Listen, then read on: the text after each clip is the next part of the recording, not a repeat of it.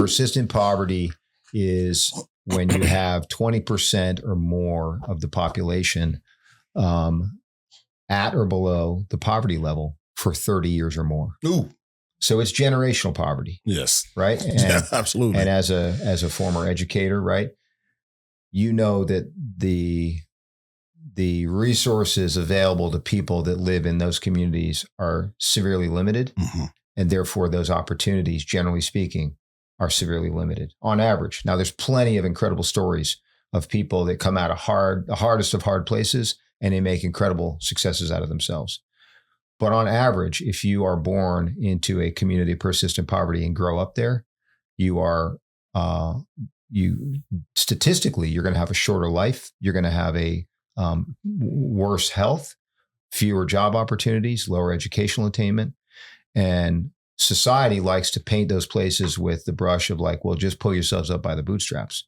But that's not how it works.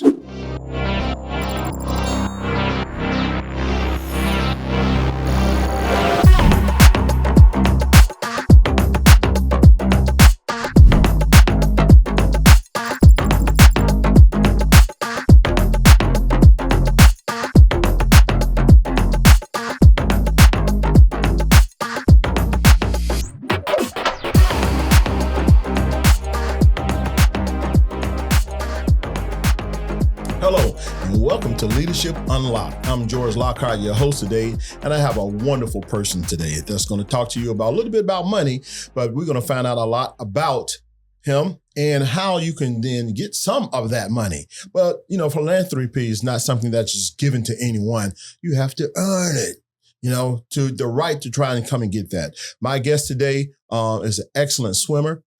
He's did quite a bit, a cyclist, and he's been around the world, been to the Netherlands, been a few places. And so I'm so happy to welcome our guest today, Mr. Raphael Clemente. Pleasure to be here. And I almost want to say Principal Lockhart, but no, it's a pleasure to be here. Yeah, well, thank you. Thank you for being on today. So tell me a little bit about yourself. You're homegrown, Palm Beach County. You grew up with a loving mother and father. Well, I was actually born in the Bronx. Okay.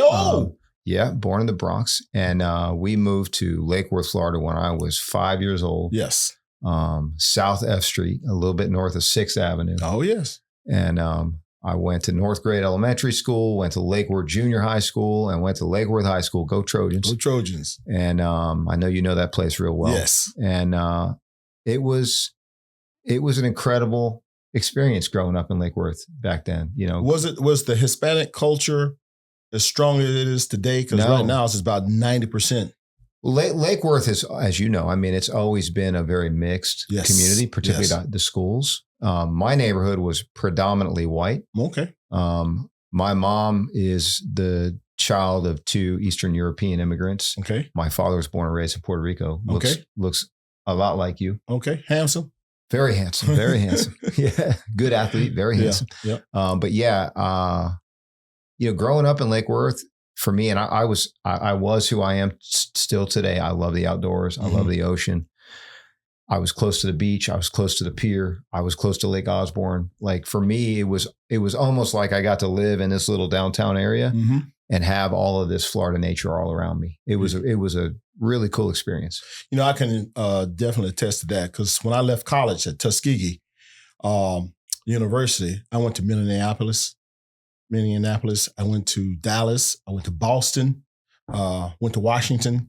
And everyone was saying, I'm moving to Florida. I said, wait a minute, I'm from Florida, So, and not just Florida, because if you're a Floridian, there's a big difference between North Florida and South Florida. Two different places. Right. And so the pier that you reference is named Willie Lockhart, which is my uncle, Yeah, he was the pier meister there for 45 years. Okay. Yeah, if you go there and say Willie Osborne Lockhart. Yeah, William O. Lockhart Pier. I never knew. I never knew who was named after.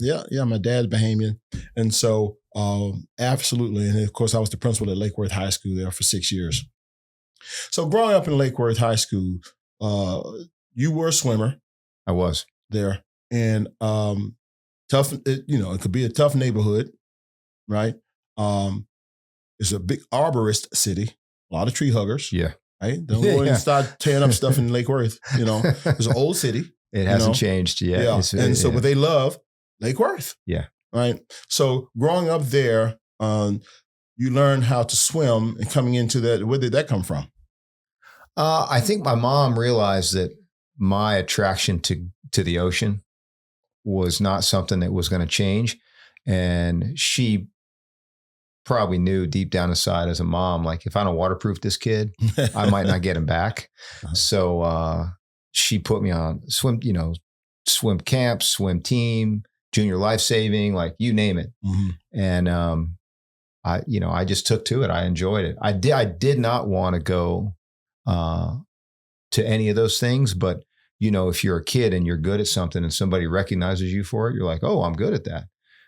You kind of fall into it. So I was drawn to that. I was drawn to a lot of sports, honestly, but swimming is something I excelled at. Ball sports, a little bit, not as much as I wanted to, but yeah. Yeah. So did Lake Worth High School have a pool at that time? It did. Yeah. So it's spent a lot of time in that pool. Yeah. A few high schools, very few high schools. I think Boca may have something that's close. Atlantic High School. Atlantic has a pool there on campus. I believe so. Yeah. So I know Lake Worth, like I said, being the principal there, worked that pool quite a bit, and it was the community was involved with that. And so we talked about Mr. Dorsey, Dorsey Funeral Home. He was an advocate. I don't know if he was a swimmer, but the pool was named after him. Yeah. That sort of thing. And he was quite the being around different sports like that. So then you transfer into cycling. I did, yeah. All right. So do you say, help me out, do you say a cyclist? Yeah, you're a cyclist. Yeah. Okay, cyclist. Yeah. You're not a biker. A biker is like one of those dudes in leather with a throttle. Okay. Right. I'm the motor. Cyclist. You're the motor. Right. So, swimming, you swim a mile. What do you do? How many laps is that? After a while, you become a robot. There's a bunch of different distances in competitive swimming. Yeah. Right. There's 50 meters. Yeah. 1,500 meters, which is sort of the metric equivalent of a mile. 1,760 yards is a mile. But yeah, that's a lot of distance in a pool. In a typical practice, you'll swim a few miles in a swim practice.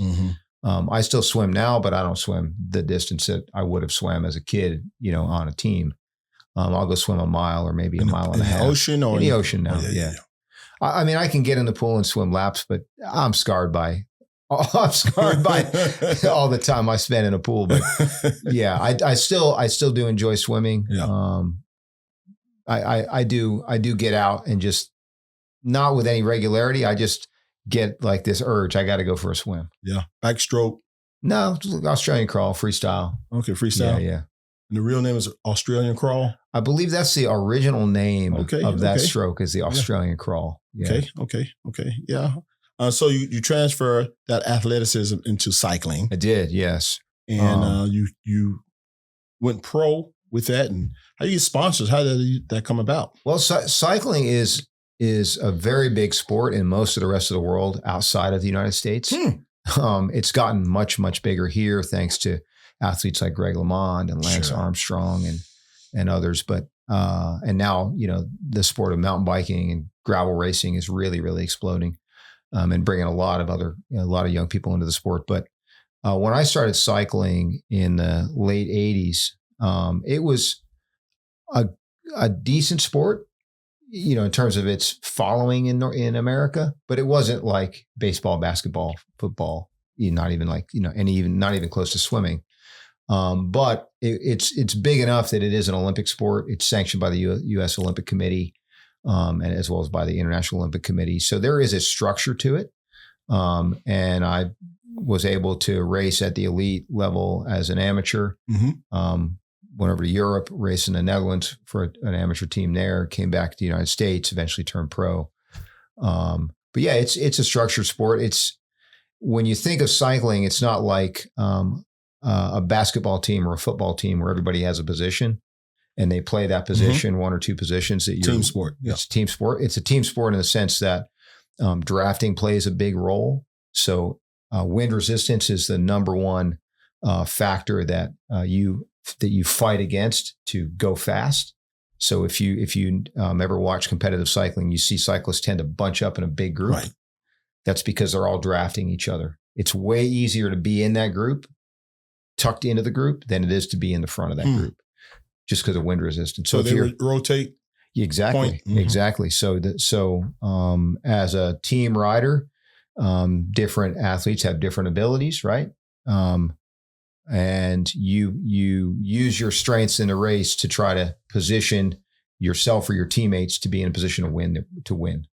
And every other team's doing that same thing. It's kind of like rolling chess in a way. I have a good friend of mine, James Cooper, who's a cyclist, and he brought his bicycle to work once. And he said, lift that up. So I grabbed it with both hands. He said, no, one hand, buddy. I said, I can't lift it. He said, try. It was so light. Yeah.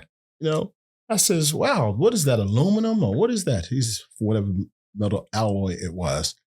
And then I said, how much does this cost? I was stunned at the price. So a top bicycle can go for how much? Now? Yeah. $10,000 or $12,000. Yeah. I think he paid $6,000 for this thing. Yeah. And it was so light.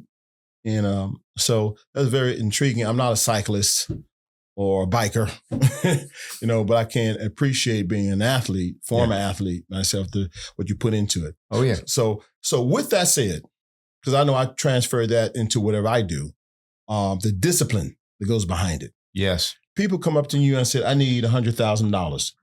I mean, in your mind, you say, where's the discipline behind that? The train, all the hours that you put in to become what you did. You look in great shape now, So wait a minute, you just come up and just ask me for it. And I'm sure you all have paperwork you have to fill out. But what are some of the barriers that you, or obstacles, and that's probably the wrong word, that you would give them a screening process, maybe is a better word. Sure. To see if they can have the discipline, because without discipline, there's no learning. Sure. Right? So give me some examples of that. So referring to how Palm Beach Venture Philanthropy works? Yes. So Palm Beach Venture Philanthropy is a newly formed division of Quantum Foundation. Quantum is a roughly 3-decade-old endowed foundation that serves the citizens of Palm Beach County with the mission of improving health outcomes for folks. Palm Beach Venture Philanthropy was formed to help get upstream of, if you will call it that, a lot of the factors that are creating the need for services for health improvement, like clinics, like food banks, et cetera. And what Quantum learned over a number of years of administering grants to organizations that provide services to people in Palm Beach County was that when they did a deep dive on data and you look at the communities that have the greatest need, these tend to be communities of persistent poverty and communities of primarily minority populations. Explain persistent poverty. Persistent poverty is when you have 20% or more of the population at or below the poverty level for 30 years or more. Ooh. So it's generational poverty. Yes. Right? And, yeah, absolutely. And as a former educator, right, you know that the resources available to people that live in those communities are severely limited. And therefore those opportunities, generally speaking, are severely limited on average. Now there's plenty of incredible stories of people that come out of the hardest of hard places and they make incredible successes out of themselves. But on average, if you are born into a community of persistent poverty and grow up there, statistically, you're going to have a shorter life. You're going to have a worse health, fewer job opportunities, lower educational attainment. And society likes to paint those places with the brush of like, well, just pull yourselves up by the bootstraps. But that's not how it works, right? These are systemic problems that those communities didn't create. These are problems that have been created by decades of policy and budgetary decisions made by governments, right? So when we talk about how do we fix these problems, we're getting down to, as one who's now working in the field of philanthropy, coming from the private sector, philanthropy's coming to the table with assets, capital, and talent, influence, and trying to bring other funds to the table. That's the idea of Palm Beach Venture Philanthropy. Can we use our resources, with the backing of the Quantum Foundation to attract additional capital to make strategic investments in these communities to improve them for the people who live there. Okay, so how do you deal with negative or resistance as far as the change is concerned to open up those doors? I was there getting a grant for my church. I wrote it and I got $25,000. Mm-hmm. The guy in front of me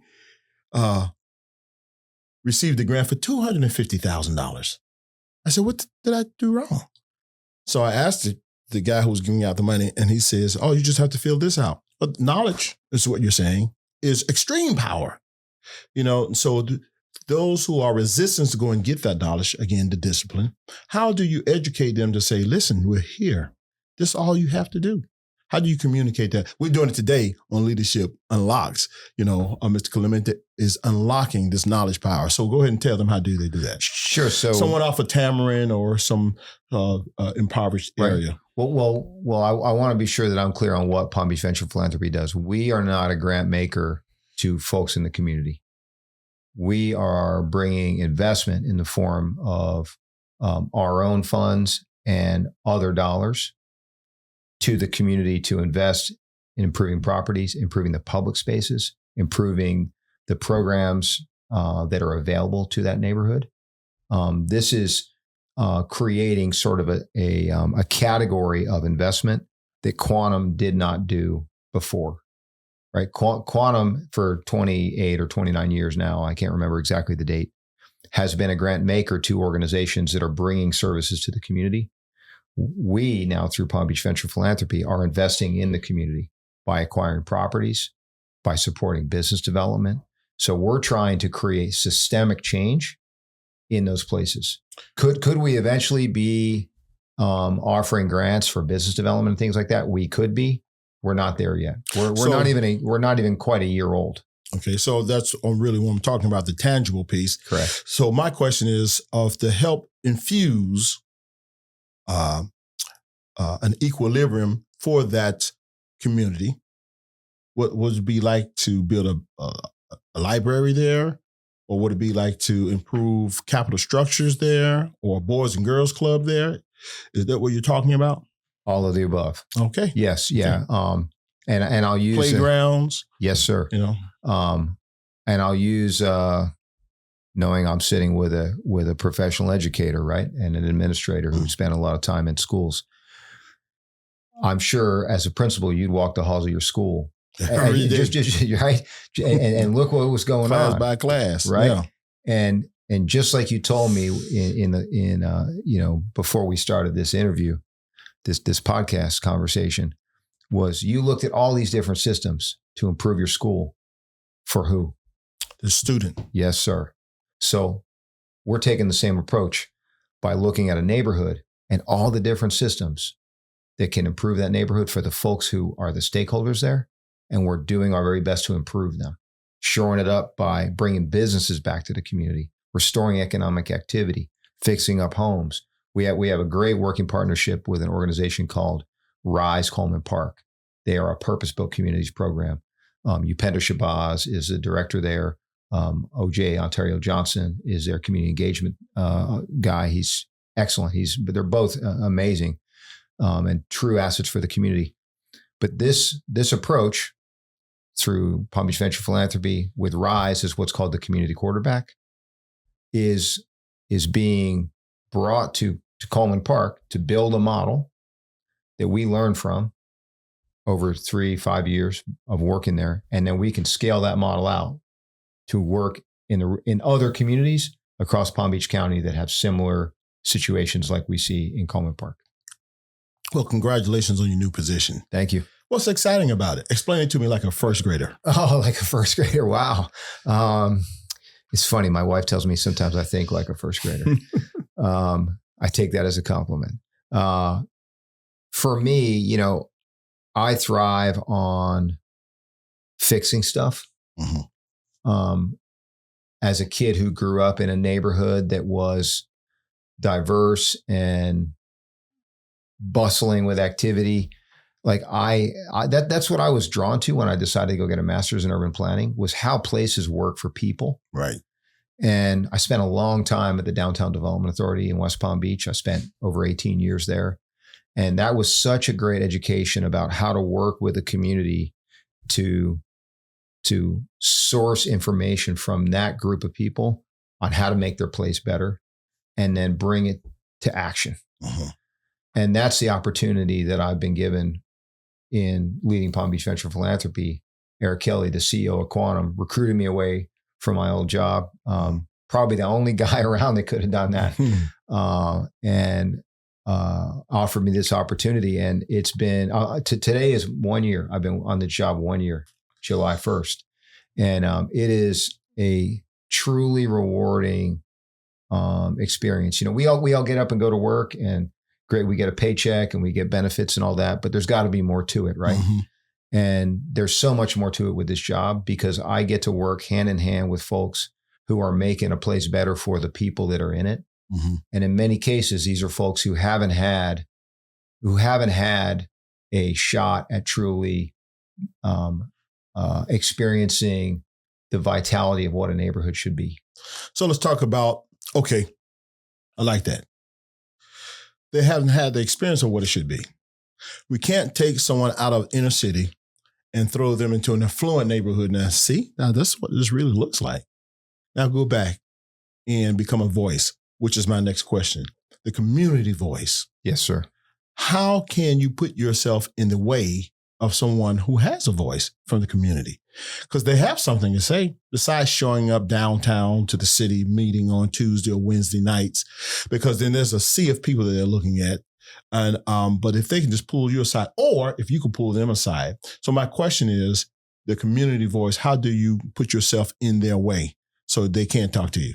Well, I always try to be completely accessible to anybody. Whenever I show up, whether it's at a public meeting or at a neighborhood meeting or walking the street, I'm just going to be myself, and I'm always going to be available to people.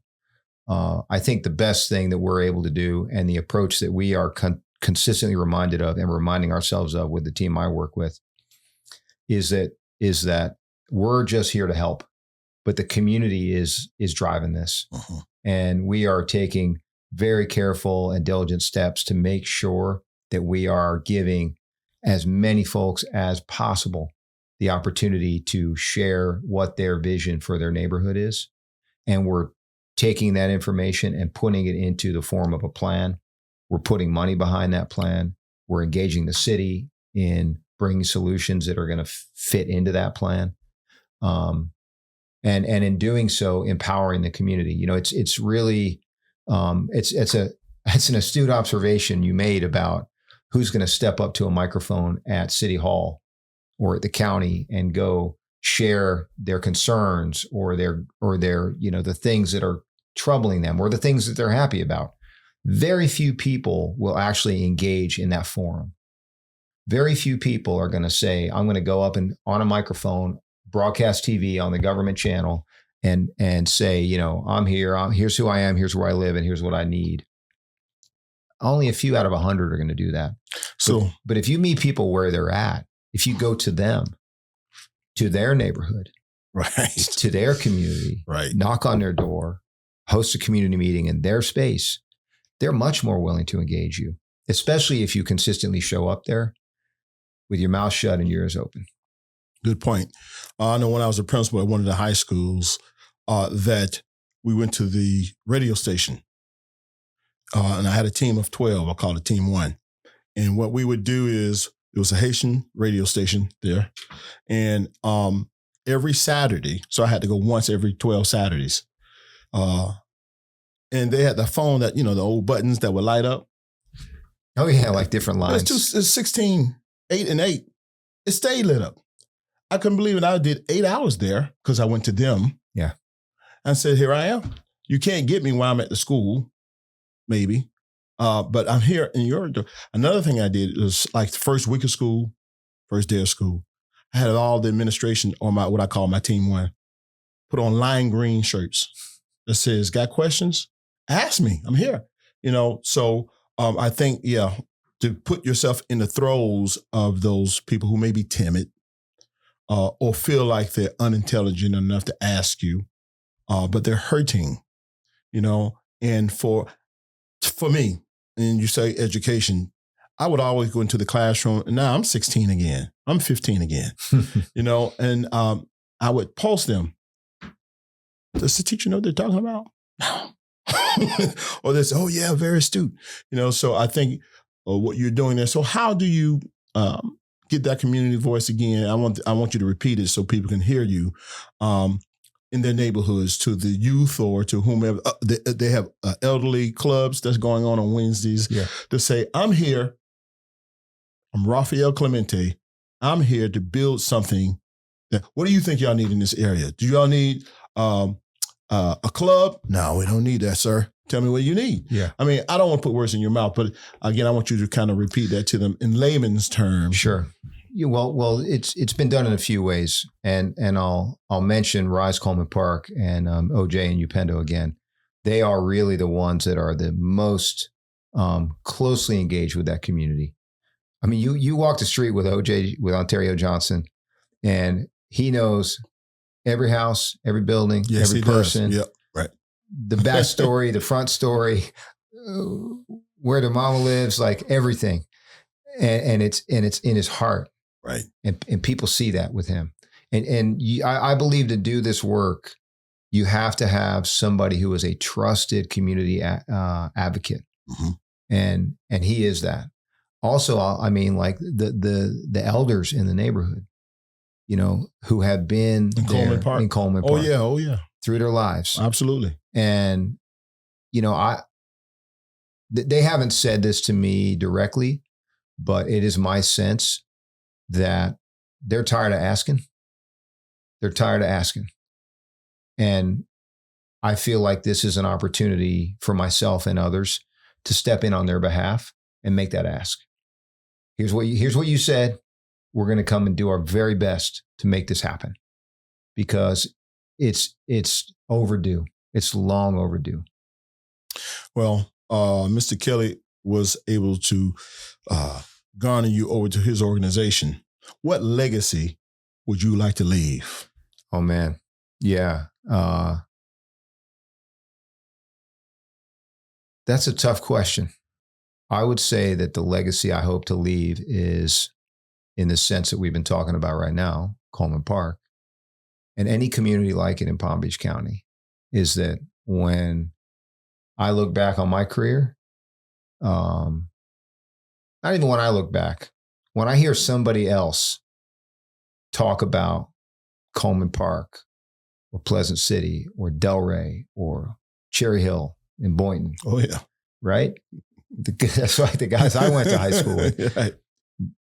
That they talk about it as a place of culture, of historic significance, of vibrancy, of strength, that it's talked about as just like they would talk about any other great neighborhood in Palm Beach County.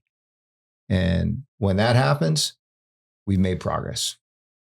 When not just the folks in that neighborhood, and this is what it is for them, it is for the people that live in these communities. And the biggest goal of this whole thing, whether it's the work Rise is doing or the work the Venture is doing, Palm Beach Venture Philanthropy, is that the folks who live in these communities and have lived in these communities for their lives get to experience the growth and the improvement that is happening all around them, that they get to share in that, and they get to reap the rewards of that in their neighborhood.